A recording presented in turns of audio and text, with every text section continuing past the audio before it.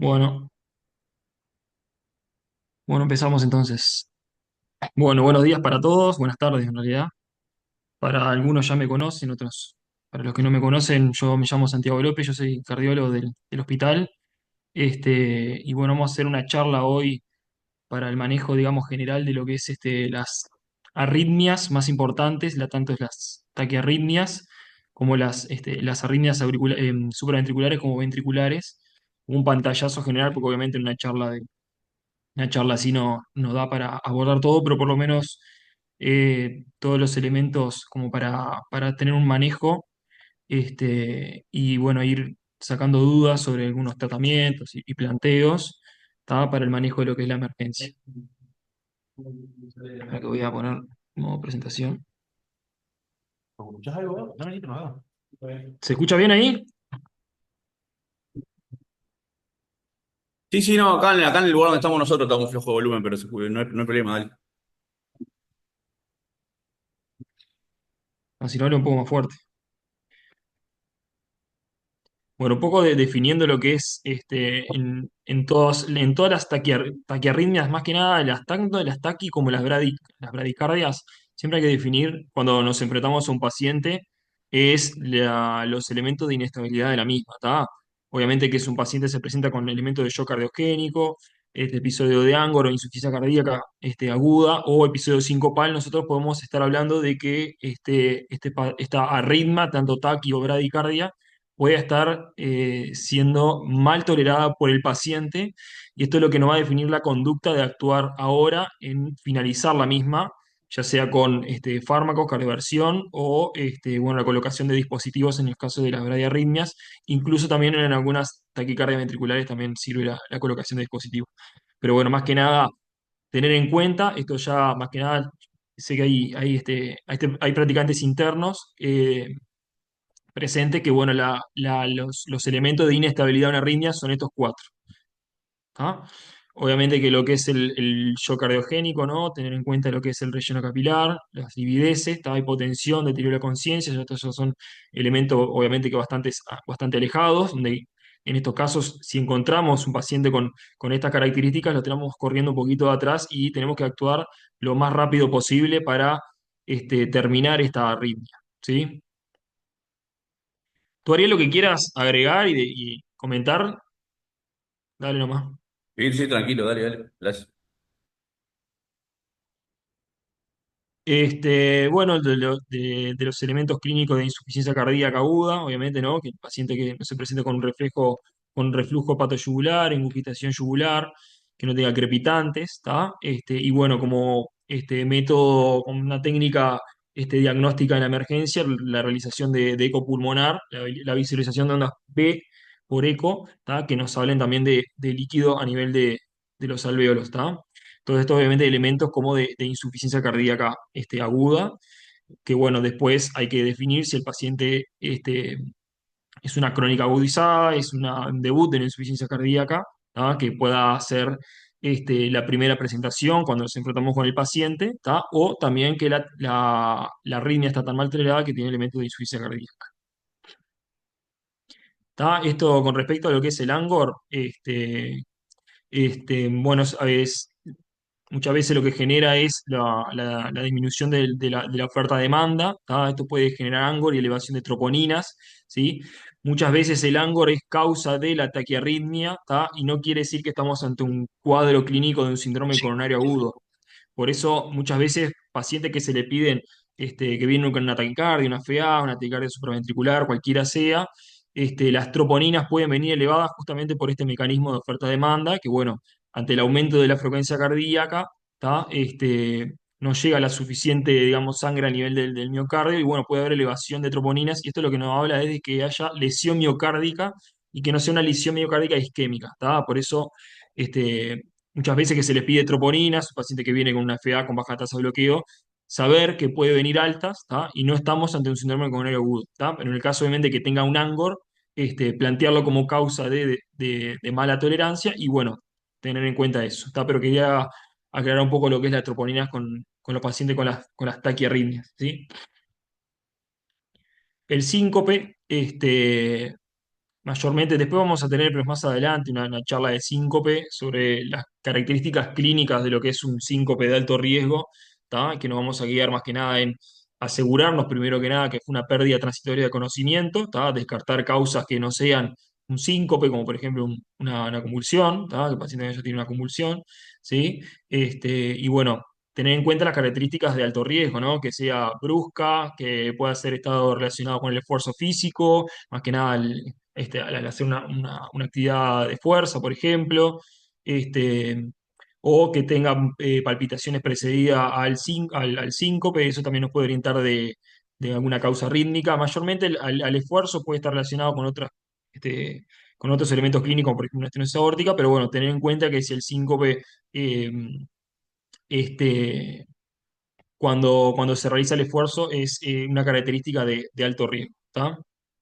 Y bueno, obviamente que también nos habla de que la arritmia está mal tolerada, ¿sí? Si un paciente viene sincopando, este, obviamente que la arritmia es mal tolerada, ¿sabes?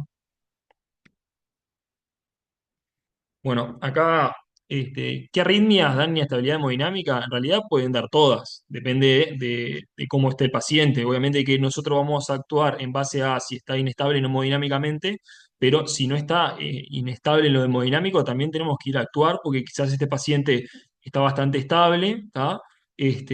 Pero bueno, puede pasar a la inestabilización hemodinámica. Esto es de suma importancia mayormente cuando queda la duda de las taquicardias que son de complejo angosto, complejo ancho, que a veces queda ese concepto de que la taquicardia de complejo ancho sí o sí da descompensación hemodinámica y no muchas veces, en algunas oportunidades no da elementos de inestabilidad, ¿tá? Y sucede que muchas veces tenemos un paciente con una taquicardia ventricular y no demoramos en actuar, pero bueno, cuando el paciente después se descompensa, ahí es cuando llegamos tarde. Entonces, tener en cuenta que lo que es la inestabilidad hemodinámica no define un tipo de arritmias porque en realidad todas pueden generar descompensación hemodinámica, ¿no? Obviamente que la cardiopatía de base es un elemento fundamental, si es un paciente que tiene una insuficiencia cardíaca previa, ¿tá? Cómo estaba el estado de la euvolemia, ¿tá? Y bueno, lo que dice ahí abajo del tipo de arritmia, ¿sí? Pero mayormente pacientes que vemos mucho en el hospital, en la emergencia, que son pacientes ya más añosos, que tienen cardiopatía, que tienen FEI baja, que vienen ya con enfermedad de base, ya revascularizados. Ten en cuenta que esos pacientes tenemos que estar arriba y hacer lo que podamos para intentar bajar la frecuencia cardíaca para evitar la inestabilidad hemodinámica, ¿sí? Y bueno, también guía los tratamientos si tiene cardiopatía o no, que ahora cuando vayamos a hablar un poquito de los tipos de arritmia, vamos a poder diferenciar qué tipo de tratamientos se benefician a algunos pacientes que tienen cardiopatía y cuáles que no tienen cardiopatía, cuál podemos utilizar.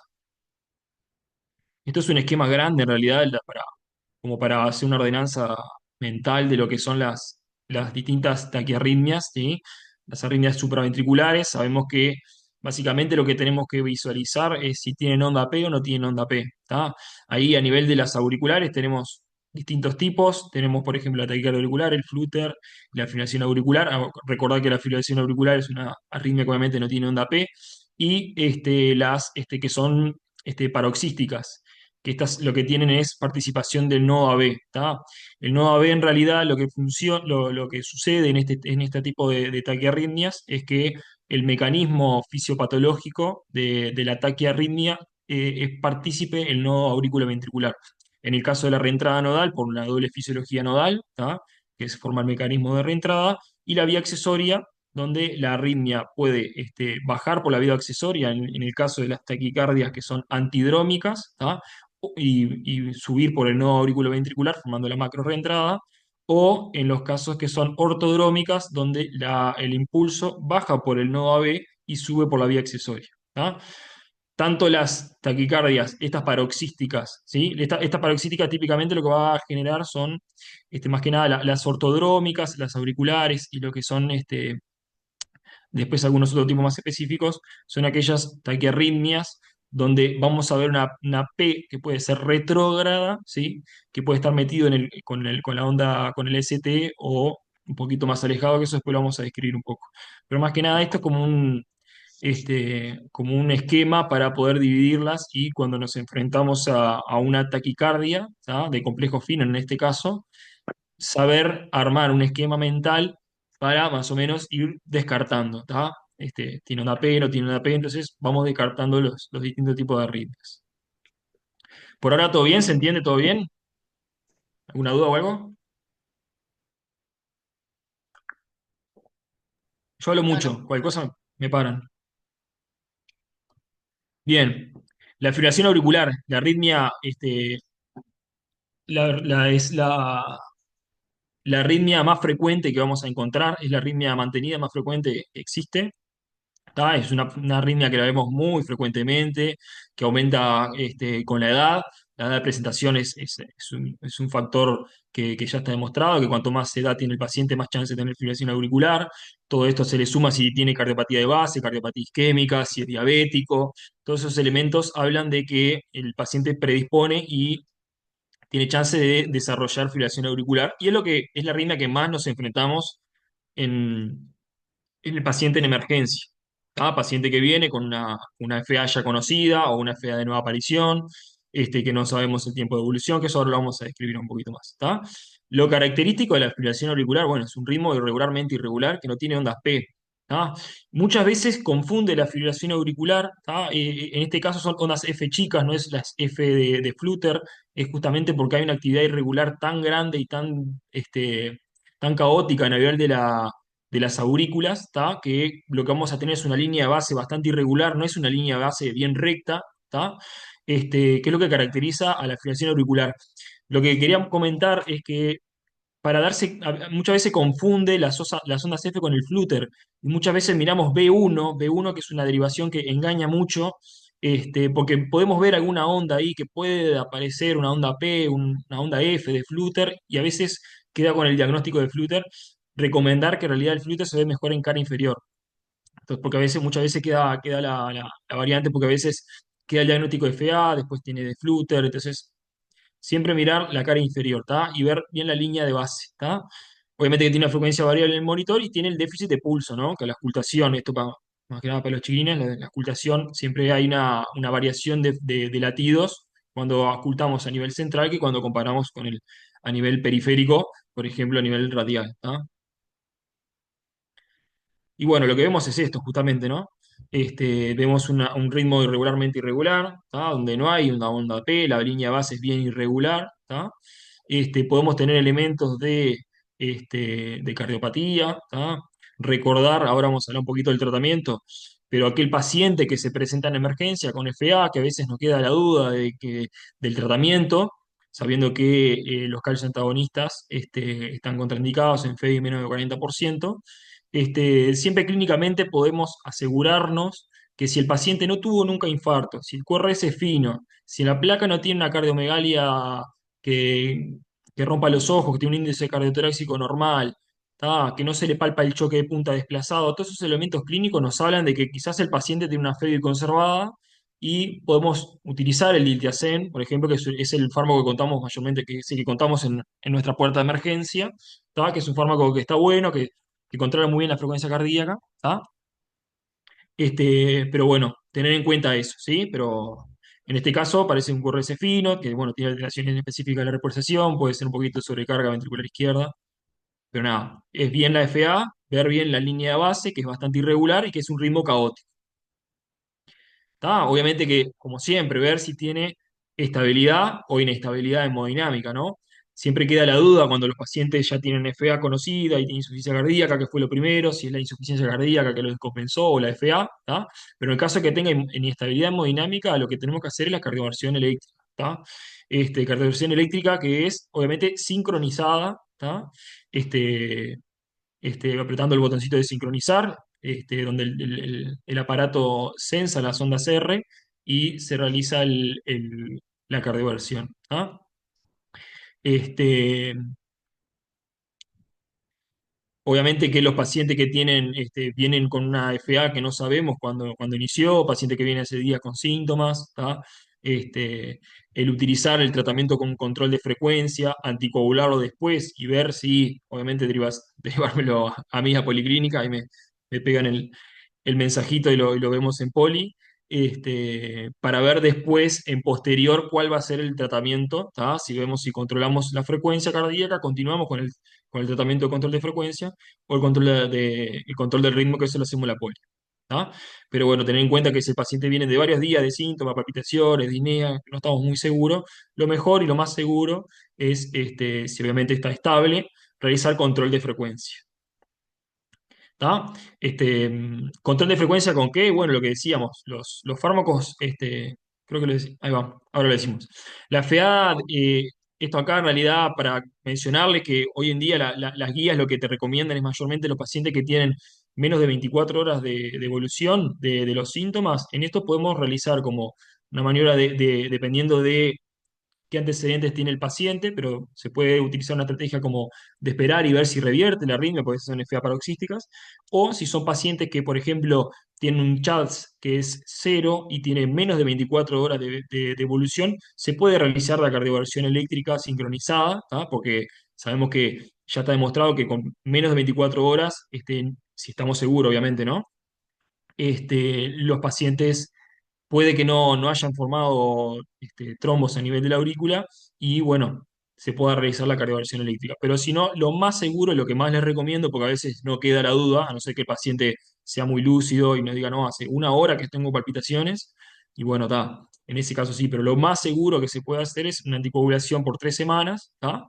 Y recién realizar la cardioversión eléctrica. ¿Tá? En realidad hay distintos estudios que han comparado la realización de transesofágico posterior a las 3 semanas o realizar la cardioversión eléctrica, ¿tá? Y bueno, ahí no hay muchas diferencias, hay lugares que hay algunos centros que lo hacen automáticamente, que van a cardiovertir un paciente ese centro esofágico, pero en realidad si te aseguras que las 3 semanas estuvo anticoagulado, ¿tá?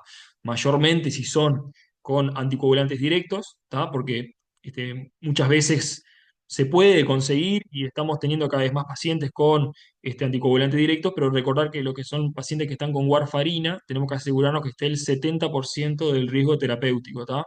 O sea, en rango, perdón, rango terapéutico, entre 2 y 3. Entonces, un paciente que quizás no estamos muy seguros, lo mejor es anticoagular, control de frecuencia, anticoagulación 3 semanas, ver de hacer la cardioversión y posteriormente anticoagularlo por 4 semanas, dependiendo del CHAS-VAS. Esto es una pregunta que siempre se realiza ahí en la poli y eso con los chiquilines, que qué hacemos los pacientes que los revertimos a sinusal. Bueno, siempre va, la anticoagulación va guiada al CHAS-VA. Si un paciente que tiene un CHAS-VA de uno o más, ya hoy en día recuerden que el sexo ya no cuenta como valoración del riesgo de embolígeno. Si los pacientes tienen un punto más, ya es indicación 2, pero si tienen 2 puntos más, ya es indicación 1 de anticoagulación. Y eso es lo que nos va a guiar independientemente si el paciente está con una FA que se cardiovertió y salió sinusal, vamos a mantenerlo en la anticoagulación por el CHAS-VA, ¿tá? Y bueno, se puede hacer anticoagulación perdón, cardioversión eléctrica con amidarona, obviamente que es más lenta, la amidarona es un antiarrítmico clase 3, alarga el QT, los pacientes que tienen hipertiroidismo está contraindicada, tiene varias cosas, pero bueno, se puede utilizar en aquellos pacientes que, bueno, tienen, por ejemplo, una fracción de eyección reducida, te puede ayudar al control de la frecuencia cardíaca, ¿tá? Porque frena el nodo AB. Y también se le puede usar, perdón, la digoxina hoy en día puede ayudar, además de ser el beta bloqueante o el calcio antagonista, se le puede agregar la digoxina para el control de la frecuencia cardíaca, obviamente teniendo en cuenta las contraindicaciones de la digoxina, ¿no? A ver si no tiene hipopotasemia, si tiene función renal normal. ¿Ah? Con control de frecuencia, con fracción de eyección conservada, diltiazem. No sé si está ahí la doctora Arellano, pero siempre me quedó grabado cuando yo fui interno allá y ella era una de las médicas que me dijo que el diltiazem se pasa en la jeringa con el monitor y con el paciente al lado y se lo vas pasando de a poco, la 2 cc y vas viendo la respuesta. No sé si está ahí Marta, pero es un chiste algo que me quedó de siempre grabado. Después, lo de la fracción de eyección conservada, obviamente que a veces no contamos con el eco, pero con los elementos clínicos que les había comentado, que no tiene cardiomegalia, no tiene choque de punta desplazado, no tiene QRS ancho, no tiene cardiopatía, todo eso nos orienta de que capaz que la fracción de eyección es conservada. ¿Tá? Y con fracción de eyección descendida se puede hacer o beta bloqueantes, o bueno, ¿tá? Si no nos queda otro, también podemos hacer amidaderona, ¿tá? No se hace en bolos, se hace la carga, ¿tá? Como está ahí descrito, 300, se puede hacer 300 miligramos, ¿tá? Y después se puede completar la carga del gramo en las 24 horas, ¿tá? E ir viendo cómo va respondiendo el paciente, ¿tá? Recordá que la amiodarona se puede hacer tanto lo más recomendado es por vía central, mayormente cuando es muy concentrada, cuando está muy concentrada por el riesgo de, no me sale la palabra. Por el riesgo de afectar las venas, no me está saliendo la palabra. Tá. ¿Algo que quieran preguntar de FA? Esto es muy grande, muy grosero.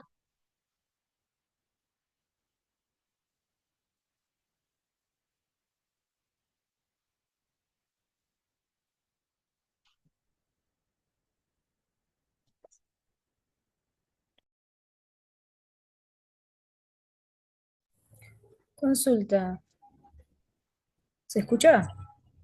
Sí, Cuando yo controlo la frecuencia, después que controlo la frecuencia, por ejemplo, con Litiasem, o sea, intravenoso, la dosis, por ejemplo, en la puerta de emergencia, yo lo dejo por 24 horas ahí, o sea, ¿cómo dosifico después el Litiasem? No sé si me expliqué. ¿cómo dosifico el ITSM? O sea, claro, ¿cada cuánto lo doy? ¿En qué dosis? O sea, Bueno, tenés la ampolla de Diltiazem. Siempre el Sirilén que tenemos en puerta viene con un diluyente. Entonces lo diluís en el diluyente y se lo podés pasar en bolo bien lento. 2 centímetros. y ahí controlé yo la frecuencia. Y después de que controlo la frecuencia, lo tengo que dejar con un medicamento o Y, sea, exacto. Lo que tenés que hacer ahí, después de que controlaste la frecuencia cardíaca, lo que tenés que hacer es elegir el método de control a posteriori. Entonces, ahí tenés. Ahí tenés que ver, obviamente, la fracción de eyección. Vos podés dejarlo con diltiazem por boca, ¿no? O beta bloqueante. Lo más recomendado es los beta bloqueantes siempre para el control de la frecuencia cardíaca. no. Que el que más utilizamos es el bisoprolol, que es un cardioselectivo, que está bueno, que es bastante fácil de dar, ¿tá? Siempre lo dejamos en 5 miligramos, una vez por día. Y obviamente hay que ver después el riesgo molígeno con el CHADS. Si es un paciente que tiene indicación de anticoagulante, se va a ir con el anticoagulante vía oral para la casa, ¿tá?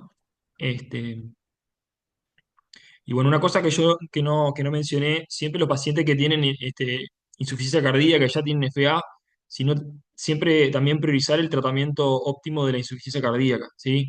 Ponerle oxígeno, tratar las causas corregibles, si el paciente tiene anemia, tiene una infección, buscarle también la causa. ¿Tá? Paciente que tiene una FA que aparece, ¿tá? Que tiene una FA y se descompensa, siempre buscar la causa, que no sea una embolia, que no sea una infección, que no nos hayamos dado cuenta, porque por más que los otros le demos fármacos para el control de la frecuencia cardíaca, si no tratamos la causa que lo está descompensando, esto como siempre cuando un paciente, por ejemplo, tiene insuficiencia cardíaca, ¿no? Tenemos que buscarle la causa de por qué se descompensó. Y la FA a veces es una manifestación que se descompensa justamente por la insuficiencia cardíaca. Entonces, ver bien la oxigenoterapia, los diuréticos, a ver si estamos haciendo una buena terapia diurética, ver que no tenga infección, anemia, etcétera, cosas que podamos corregir en la puerta de emergencia, ¿sí? Para que el paciente quede lo mejor compensado posible, ¿sí? Más o menos el control de la frecuencia cardíaca en puerta de emergencia de la FA, si está entre 90 y 110 de frecuencia por minuto, de latidos por minuto, es una frecuencia aceptable, ¿tá? Y se podría ir de alta obviamente si no tenemos alguna otra causa, con medicación bioral. Más o menos ahí contesto la pregunta. Sí, sí, me quedó clarísimo. Gracias. Bien. Esto es de todos los días. La FA y la insuficiencia cardíaca de todos los días.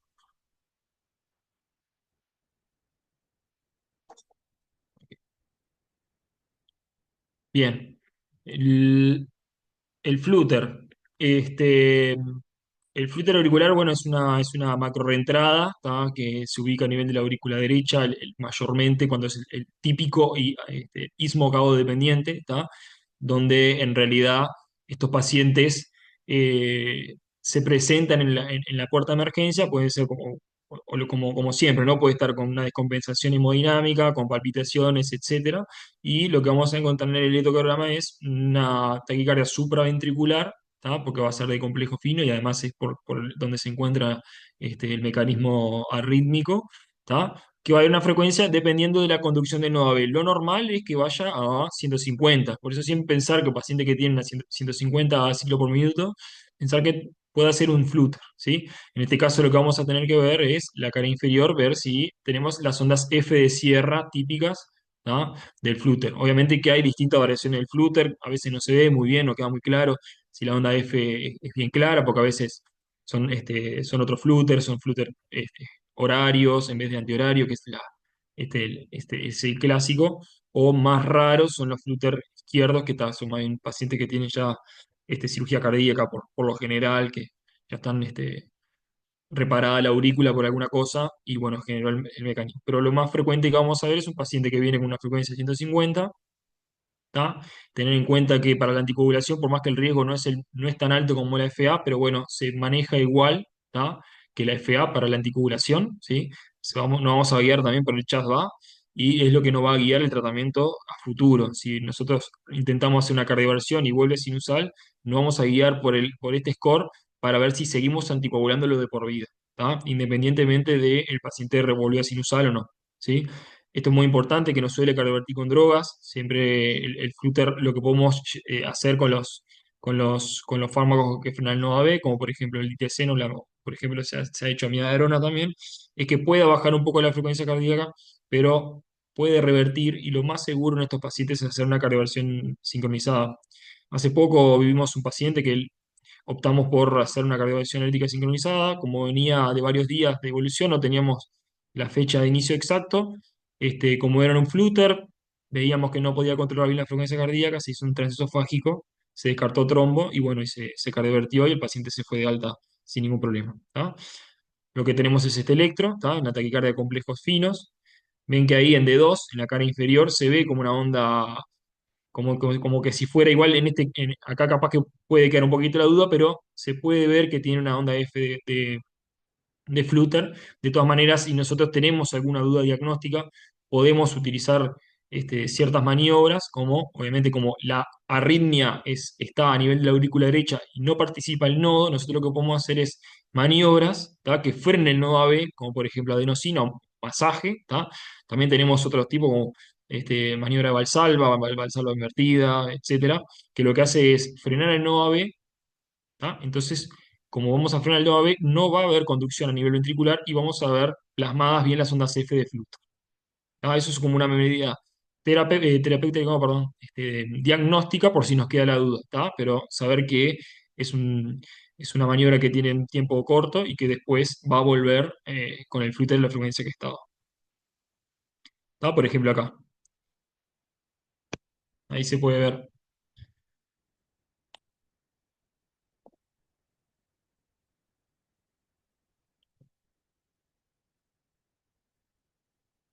Bien. Continuando con lo que son las taquiarritmias, la taquicardia por reentrada nodal, ¿tá? Es una taquicardia supraventricular, es la taquicardia paroxística supraventricular más frecuente que hay, es más frecuente en mujeres jóvenes, ¿tá? Este, Principalmente se presentan con palpitaciones. Este, el signo de la rana es bastante característico. En realidad, lo que siente el paciente es como una sensación de latido a nivel de la garganta. Esto en realidad es porque la taquicardia, al estar a nivel del nodo AB, se da una despolarización hacia el nivel de las aurículas y los ventrículos. Entonces, entonces los ventrículos se contraen con las válvulas auriculoventriculares cerradas. Entonces, eso lo que genera es un aumento de la presión venosa yugular y puede generar como una sensación de latido. ¿Tá? Eso es un signo típico que está descrito. ¿Tá? Y son arritmias que son benignas, ¿tá? Vienen y se van, o sea, puede ser que es una paciente que viene con historia de palpitaciones de larga data, que nunca se le constató la arritmia, y bueno, podemos enfrentarnos en la puerta de emergencia con este tipo de arritmia, ¿tá?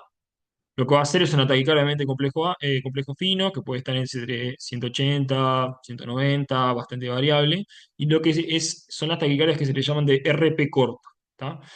RP corto, ¿por qué? Porque tenemos el QRS y posteriormente tenemos una onda P retrógrada que la podemos ver a nivel de la cara inferior o podemos ver como una, ¿cómo es? Como una pseudo R a nivel de B1, por ejemplo, podemos ver como una P hacia arriba en el ST de B1, podemos ver ese, como esa muesquita, y es bastante corto, a veces es muy difícil darse cuenta, ¿tá? No siempre es fácil, y a veces el diagnóstico definitivo se hace por estudio electrofisiológico, ¿tá? Este, en las que son típicas, ahí dice que la instalación va precedida de un PR largo. En realidad, esto quiere decir porque tenemos una doble fisiología nodal, ¿tá? Tenemos una vía rápida, ¿tá? Con periodo refractario, vía rápida con periodo refractario lento y una vía lenta con periodo refractario rápido. Lo que sucede es que al estar bloqueado la vía rápida, como que da la vuelta hacia arriba por la vía lenta, ¿tá? Y como es lenta la vía de retroceso, digamos, de la taquiarritmia, ¿tá? Cuando llega al final del nodo AB, encontramos al nodo, a la vía, digamos, rápida, ya pronta para poder ser activada, y ahí es cuando se da el mecanismo de reentrada, ¿tá? Entonces lo que puede dar es que cuando se da la taquicardia se da ese PR largo, porque hay como un salto, porque va el impulso por la vía lenta. Esto es más específico en realidad y nos puede orientar a la, a la taquiarritmia, que es a una taquicardia por reentrada, ¿tá? Porque después hay algunas otras taquicardias que terminan con P, como por ejemplo la taquicardia regular, hay unas que no terminan con P, que eso nos puede orientar, ¿tá? Entonces lo que vamos a tener es una taquicardia de complejo fino, ¿tá? Que bueno, en este caso va muy rápido. Esta paciente, por ejemplo, tiene un infradenivel del ST que llama la atención. Recordar que la taquicardia por oferta-demanda puede llevar a dar elevación de troponinas y no es un síndrome coronario agudo, ¿tá? Esto es secundario, viene la taquicardia supraventricular. Y lo que vemos a nivel de la cara inferior, por ejemplo acá, se ve como una muesquita, que es una P retrógrado, y la onda T acá, cuando va iniciando en B1, que nos pueda orientar que esa sea una taquicardia por reentrada no ¿está? Que es un RP corto, que es menos de 70 milisegundos, se le llama para el que quiera después ir a buscar, ¿está? Que lo que nos va a diferenciar es de otro tipo de taquicardia, ¿está? El tratamiento de esta, en realidad, vamos a tener que dar fármacos que bloqueen el nodo AB porque es el lugar de donde está de acción el nodo, ¿está? Obviamente que si la paciente está inestable hemodinámicamente, vamos a hacer una cardioversión eléctrica sincronizada, pero en los casos que la paciente esté estable, vamos a poder hacer maniobras tanto de el masaje del seno carotidio, ¿está? O adenosina, ¿sí? Dar un bolo de adenosina, que se le puede dar de 6 miligramos o en 12. Yo en realidad personalmente arranco con 12 miligramos, pasando después un bolo de suero fisiológico. Recordar que si tenemos esta taquicardia y hacemos adenosina y se no hizo ningún efecto, es que está mal pasada. Porque siempre la adenosina, algún grado de afectación corta hace, un bloqueo, una extrasístole, algo va a hacer, ¿tá? Y en este caso va a ser terapéutica y diagnóstica. Diagnóstica, ¿por qué? Porque vamos a saber que es una taquicardia que el nodo AB depende, y terapéutica porque vamos a frenar la ritmo, ¿tá? Estas son taquicardias por reentrada B, estas son macro reentradas, que lo que generan, lo que tenemos en participación acá es una vía accesoria, ¿sí? La vía accesoria, ¿tá? Es parte o sea, es fundamental para la formación de la reentrada, ¿tá? Tenemos dos tipos de taquicardia por entrada B. Tenemos las taquicardias que son ortodrómicas, que son con QRS fino, ¿tá? Que las ondas P son un poco más lejos, ¿tá? Son cortas, menos de 70 milisegundos. Cuando digo 70 milisegundos es que contamos de la onda R a la onda P retrógrada del QRS, ¿tá? Si mide menos de 70 milisegundos, o sea, menos de dos cuadraditos más o menos, un poquito más, ahí decimos que puede ser por la entrada B, ¿tá? Pero si es bien pegada al QRS, que casi que no lo vemos, podemos ver que puede ser que sea una reentrada nodal. Como digo, muchas veces es muy difícil, a veces pensamos que es una reentrada y al final ortodrómica, o incluso es una taquicardia auricular. Eso se ve después por el estudio electrofisiológico, ¿tá? Lo que nos va a generar es que la P se va a visualizar un poco mejor que en la taquicardia por reentrada nodal. Y bueno, la frecuencia cardíaca puede ser bastante variable, el tratamiento va a ser el mismo, ¿tá? Como es QRS fino, la idea es hacer medidas que frenen el nodo AB, ¿tá? bloquear el NOAB, eso lo que va a hacer es cesar con la taquicardia. ¿Sí? Y acá tenemos los dos tipos, las ortodrómicas, que corre ese fino, ¿tá? Y la antidrómica, que en realidad lo que está sucediendo es que baja por la vía accesoria. ¿Tá? Muchas veces puede pasar que las taquicardias, las vías accesorias son uni o bidireccionales. ¿Tá? ¿Qué quiere decir esto? O que puede bajar o subir, cualquiera de las dos puede pasar. ¿Tá? Es lo más frecuente. Y bueno, la taquicardia antidrómica lo que vamos a tener es una vía accesoria que tenemos distintos patrones típicos y ejemplos de taquicardia antidrómica, que ahora después vamos a mencionar algunos. Esta es una taquicardia también, es un paciente que vino por palpitaciones, que tiene, en este caso, como está señalado en la figura, el RP es un poco más largo y no es tan corto, o sea, es corto, pero no tan corto, digamos, es lo que decimos siempre, que la taquicardia por la entrada nodal.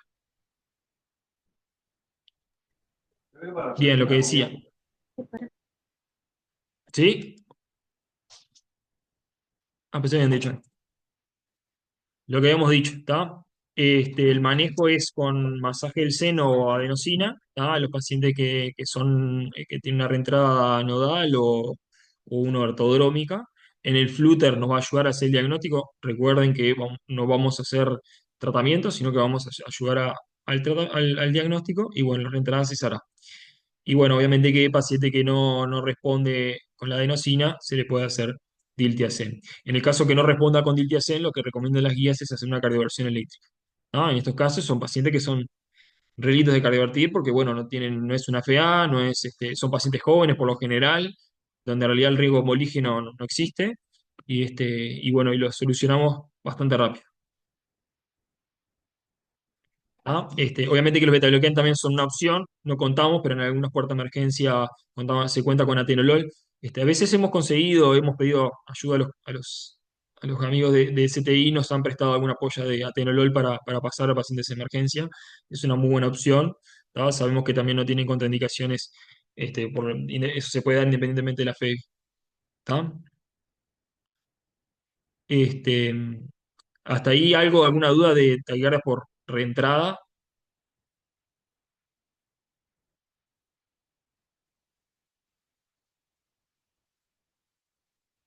Bueno, sigo. ¿Cómo estamos? Bien. Taquicardia sinusal, bueno, esta en realidad siempre hay que buscar la causa. A veces la taquicardia sinusal se dice que es la peor de las taquicardias, ¿tá? Porque siempre tenemos que buscar la causa. ¿Por qué es que la persona tiene una taquicardia sinusal?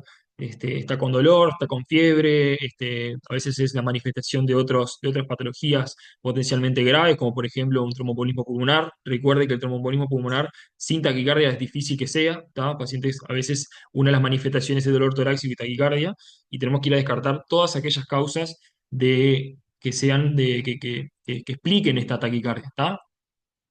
Por lo general no la tratamos, obviamente que tratamos siempre la causa, fiebre, dolor, yo qué sé, lo que se les ocurra, ¿está? Y bueno, acá abajo menciona más o menos los criterios de, de que la onda P sea sinusal. Recuerden que en B1 puede tener como un componente bifásico y es normal y esperable. Ya cuando es un componente predominantemente negativo, puede haber que haya un grado de sobrecarga auricular izquierda, ¿ah? O si son las P muy, muy altas, por ejemplo, en cara inferior, que haya de sobrecarga auricular derecha. Bien, un poco acá de lo que es la preexcitación del Wolff-Parkinson-White, ¿tá? Este, Recordad que los pacientes que tienen Wolff-Parkinson-White, ahora lo vamos a mencionar, que son aquellos que presentan la preexcitación y la taquiarritmia. ¿Tá? Pueden aparecer los pacientes con taquicardia, pueden tener el paciente con QRS ensanchado, ¿tá? Con la preexcitación. Por eso siempre después que nosotros hacemos maniobras, tenemos que ir a realizar el electro y ver que no tengamos una preexcitación posterior. ¿Tá? Los elementos criterios diagnósticos es que tiene el PR corto, menos de 120 milisegundos, pacientes a veces tienen un PR de 100, ¿tá? Que tenga onda delta, ¿sí? La onda delta en realidad lo que nos habla es de la despolarización que se realiza todo por la vía accesoria y después por tejido inespecífico del resto del corazón, por eso es que aparece la onda delta, ¿tá? Y es bien corto porque en realidad este, la vía accesoria conduce muy rápido, ¿tá? Y puede no estar ensanchado el QRS, pero en realidad lo que se tiene que quedar es esto, ¿sí?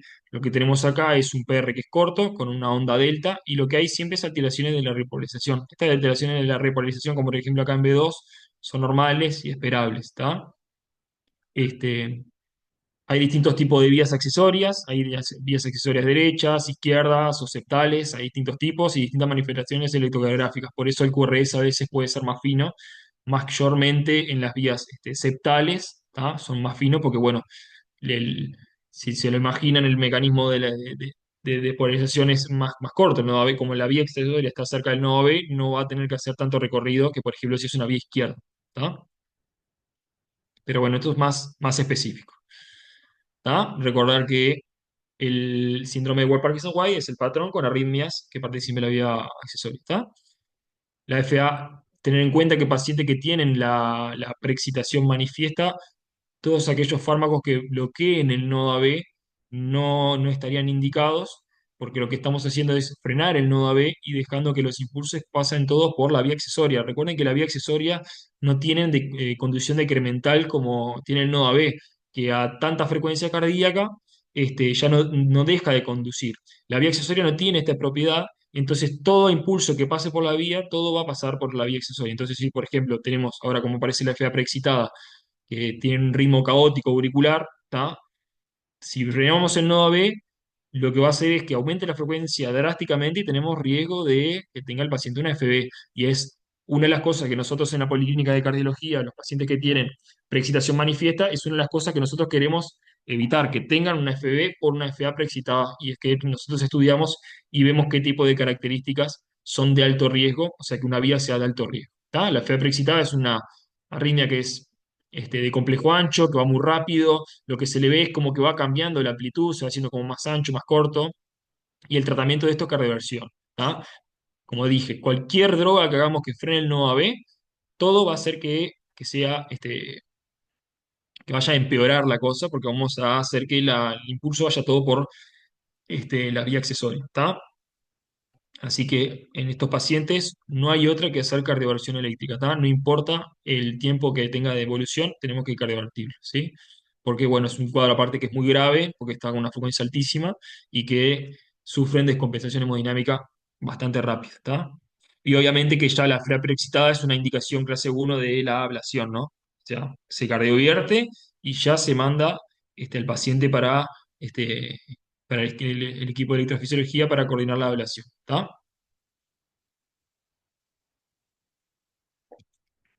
Acá tenemos un ejemplo, ¿tá? Es una taquicardia irregular, ¿tá? Por eso, si recuerdan, la taquicardia irregular puede ser una FA preexcitada, no siempre, pero bueno, es lo que más acerca, ¿tá? Que es bastante irregular, que tiene distintas formas de los complejos, acá parece un poco más fino, más ancho, eso en realidad es porque va variando la conducción, ¿tá? Y bueno, son pacientes potencialmente graves.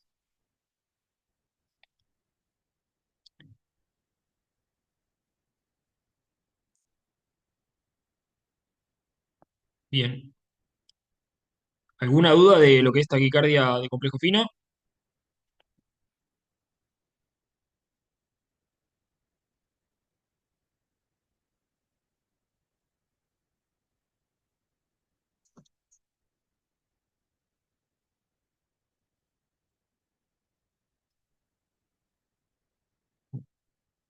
No, Santi, súper claro.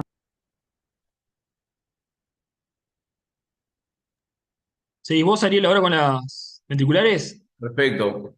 Seguimos. En realidad la presentación es la misma, pero para hacerlo un poco menos árido para los dos, repartimos hablar un poco cada uno. Así que yo voy a poner a compartir desde mi pantalla la misma presentación.